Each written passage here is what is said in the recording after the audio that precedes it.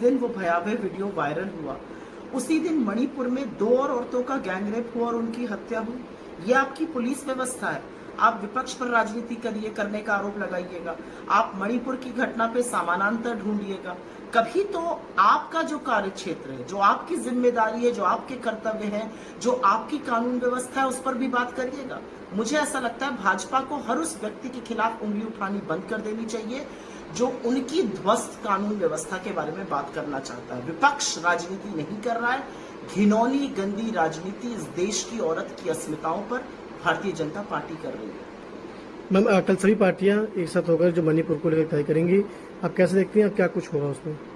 क्या फिर से बोलिए? कल सभी पार्टियां जो है मणिपुर को लेकर जो है मुझे लगता है कि जो 26 पार्टियां इंडिया, जो हमारा समूह है, जो 26 पार्टियां हम लोग कर्नाटक में मिले, अगर आप हमारा रेजोल्यूशन पढ़िए, हमारा वक्तव्य पढ़िए वहां से, तो पहला पॉइंट ही मणिपुर है। और तब तो इतने भयावह वीडियो भी नहीं आए थे। मणिपुर 2.5 महीने से ऊपर हो गया हिंसा से झुलस रहा है। औरतें वहां पर किस दर्दनाक हादसों से गुजर रही हैं, बच्चों का जीवन तबाह है, सरेआम गोलियां चल रही हैं। ये देश का एक हिस्सा है और हम सब खड़े होकर एक स्वर में कहते हैं, हमको मणिपुर को ये संदेश देना है कि वहां शांति के अलावा दूसरा कोई विकल्प नहीं है। और उसके लिए लोकसभा में सदन के नेता प्रधानमंत्री नरेंद्र मोदी आए, वक्तव्य दे, चर्चा हो और हम मणिपुर को एक संदेश दें। इसमें किसी को क्या आपत्ति है मैं नहीं समझ सकती हूँ। भारतीय जनता पार्टी ये जो गंदा काम कर रही है, भ्रमित करने का, फेक फैलाने की खबरें, वो बंद कर दे। असलियत यह है कि सदन में चर्चा से भाग रहे हैं, घबरा रहे हैं, छुप रहे हैं देश के प्रधानमंत्री। मैम, मणिपुर में केरल के मुख्यमंत्री ने इस पर हमलोग बोला है, कैसे देखते हैं आप इसको?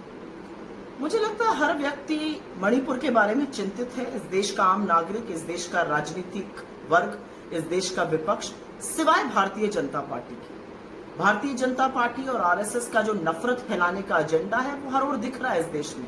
मिजोरम में दिक्कत है, नागालैंड में दिक्कत है, मणिपुर में दिक्कत है, हर जगह दिक्कत है। लेकिन प्रधानमंत्री को कोई फर्क ही नहीं पड़ता है। इतने भयावह तरीके से 2.5 महीने से ऊपर हो गया, मणिपुर जल रहा है, प्रधानमंत्री का विमान मिस्र जाएगा, खाड़ी के देश जाएगा, अमेरिका जाएगा, फ्रांस जाएगा, मणिपुर की तरफ नहीं मुड़ेगा।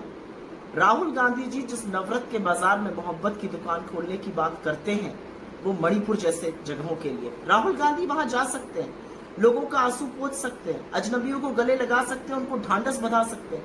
इस देश के प्रधानमंत्री का कोई कर्तव्य नहीं है। जैसा आपने बताया कि राहुल गांधी जाते हैं, लेकिन बार बार राहुल गांधी जाते हैं तो जो पार्टी है वो कहती है कि वो वहाँ गलत मैसेज पहुंचाने जाते हैं लोगों में।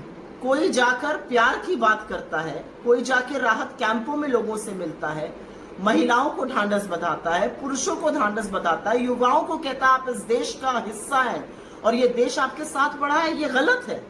अगर ये गलत है तो राजनीति ही गलत है, क्योंकि लोगों के साथ खड़े रहना, उनके आंसू पोंछना, उनको ढांढस बंधाना, उनके साथ प्यार और मोहब्बत करना ही राजनीति है। राहुल गांधी की राजनीति ये है। भाजपा की राजनीति नफरत फैलाने की मैं मान सकती हूँ और इससे उनको आपत्ति हो सकती है, लेकिन नफरत के आपके पनपते हुए बाजार में बहुत सारी मोहब्बतों की दुकान राहुल गांधी खोल रहे हैं और इसी से आप घबराए हुए हैं। खनखड़ साहब ने भी रविवार को एक बयान दिया था, सत्ता पक्ष की ओर से ना बोलें। आप अपने पद का सम्मान रखिए, आप एक कॉन्स्टिट्यूशनल पोजीशन पर हैं, आपको बाईपार्टिजन रहना है। इनकी एक पुरानी आदत रही है, ये काफी राजनीतिक तीखा टिप्पणी करते हैं, मुझे नहीं लगता उस पद को शोभा देती है। उस पद का पूरा सम्मान करते हुए मैं कहती हूँ, लेकिन हाँ, मैं उसी स्वर में ये भी कहती हूँ कि ये सदन की जिम्मेदारी है, ये सभापति की जिम्मेदारी है कि इस देश के सबसे ज्वलंत मुद्दे पर इस देश के सदन में सत्र चल रहा है, चर्चा हो। क्या ये मांग करना विपक्ष की गलत है? क्या प्रधानमंत्री के वक्तव्य की मांग करना, 140 करोड़ के देश में प्रधानमंत्री क्यों चुना जाता है? कि वो अमेरिका के राष्ट्रपति को गले लगाए, उनको हीरा दे, या फ्रांस चला जाए और वहां पर परेड में हिस्सा ले?